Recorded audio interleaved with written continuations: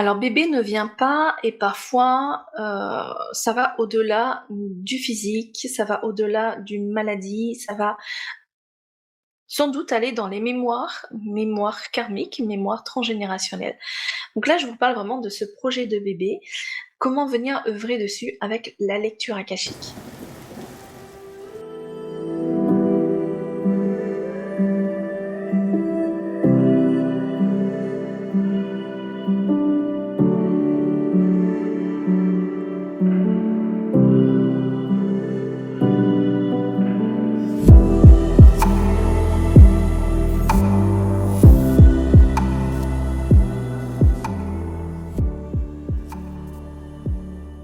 Alors bébé ne vient pas car parfois il y a un besoin de conscience, car il y a un besoin de libération de mémoire particulière, de besoin de considérer le corps, de besoin en général qui reprend 5 piliers que j'ai pu rencontrer lors de ce type d'accompagnement, où on a le besoin de revenir dans le corps qui est un temple, de libérer ses mémoires émotionnelles, ses mémoires transgénérationnelles, ses mémoires karmiques, de considérer le couple, d'apprendre encore plus à s'aimer et puis de réussir à avancer sur ce projet d'accueil de bébé. Et il est important de considérer tout ça pour se dire que bébé est une conscience également qui arrive, qui nous choisit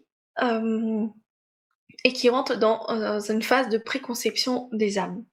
Donc ça veut dire c'est la rencontre de deux âmes et dans cette rencontre il y a la grossesse spirituelle et du coup la préparation à l'accueil de bébé, à la descente à cette incarnation.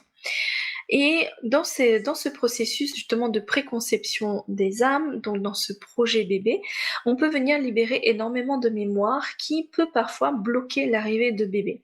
Parce que bébé, qui a une conscience qui est beaucoup plus élevée et qui souhaite s'incarner avec cette conscience beaucoup plus élevée, demande à libérer certaines mémoires pour qu'il puisse vraiment venir descendre. Il suffit de vous imaginer, alors c'est vraiment une image pour que vous puissiez comprendre, que vous avez un tube et dans ce tube c'est le canal d'incarnation. Voilà, vous avez ce tube là. Et à travers ce tube, vous avez des pics. Des pics, vous avez des trucs gluants, vous avez des trous, vous avez tout ce qui est possible.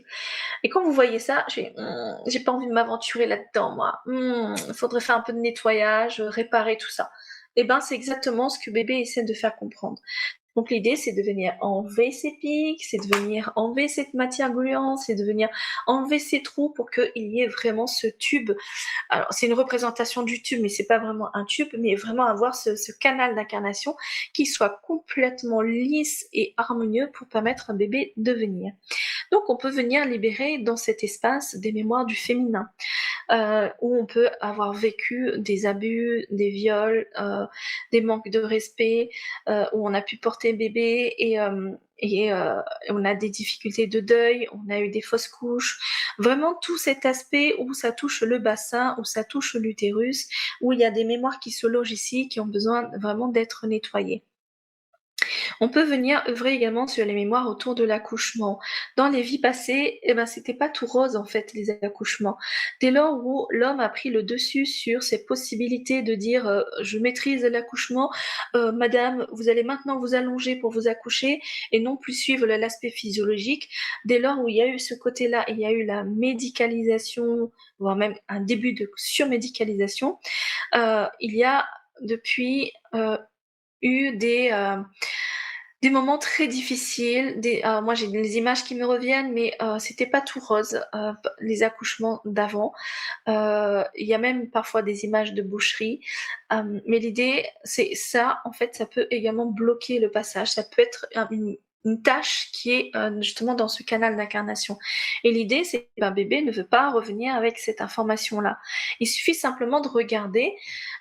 Aujourd'hui, on voit partout les mémoires transgénérationnelles, avec la psychogénéalogie, avec les constellations familiales, encore plus avec la série qui justement les chemins de l'Olivier. Ce qui anime véritablement les parents dans ce processus-là, c'est se dire j'en ai marre de laisser ces bagages être transmis de génération en génération. Moi, j'ai qu'une envie, c'est que mes enfants ils ne portent pas ce type de mémoire, qu'ils vivent leur vie, qu'ils soient bien et que je leur libère de tout ça. Je suis en capacité de le faire, hop, je le fais quoi. et ben c'est la même chose là, même avec des mémoires qui sont dans le canal d'incarnation.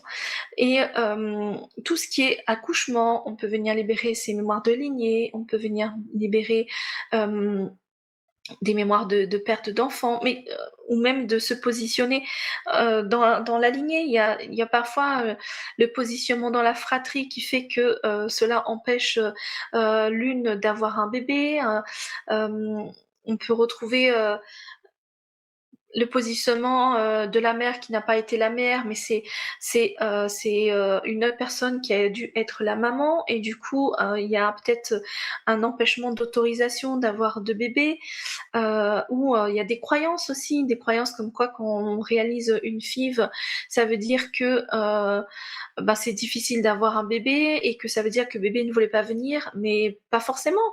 La FIV c'est juste le processus parce que il y a toutes les guérisons à faire, mais si bébé est arrivé à travers une FIV, c'est qu'il voulait vraiment naître aussi.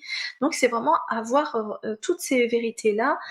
Et ce qui se présente, bébé est là pour guider, pour dire voilà, c'est important de faire telle ou telle lecture dans ce projet, dans ces préconceptions des âmes. Et c'est venir également apaiser la mère dans tout ce parcours parce que ça peut être challengeant, et généralement ce qui est très difficile pour la mère c'est de se dire mais quand est-ce que bébé va arriver, j'en ai marre d'attendre. Et là bébé est là pour assurer, pour expliquer qu'est-ce qu'il est en train de vivre et permet de comprendre qu'il est en train de vivre ce processus de densification et qu'il arrive, mais qu'il peut pas donner comme ça une date précise, mais qu'il peut faire ressentir déjà cette possibilité là. Donc il est important d'aller œuvrer sur tout ça. Et dans ce parcours de préconception des âmes, il y a la considération du corps.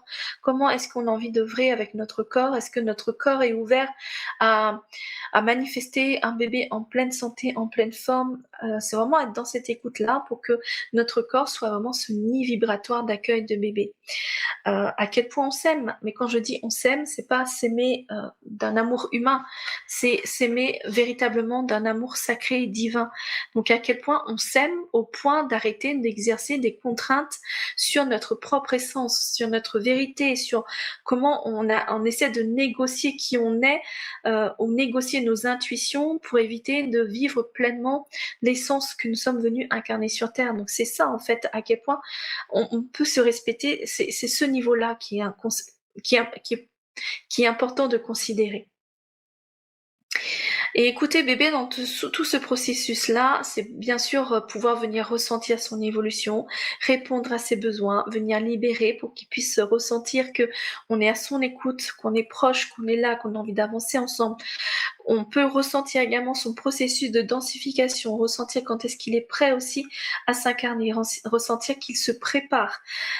Et vraiment tout ça, c'est juste magnifique de le vivre, de le ressentir, parce que vous ressentez que vous avancez main dans la main avec votre bébé, avec sa conscience, et vous créez déjà du lien avec sa personnalité, avec qui il est, pour pouvoir encore plus être cette mère avec une écoute, il n'y a même pas de mots, avec une écoute tellement forte que c'est limite, vous savez déjà ce que bébé veut avant qu'il se manifeste.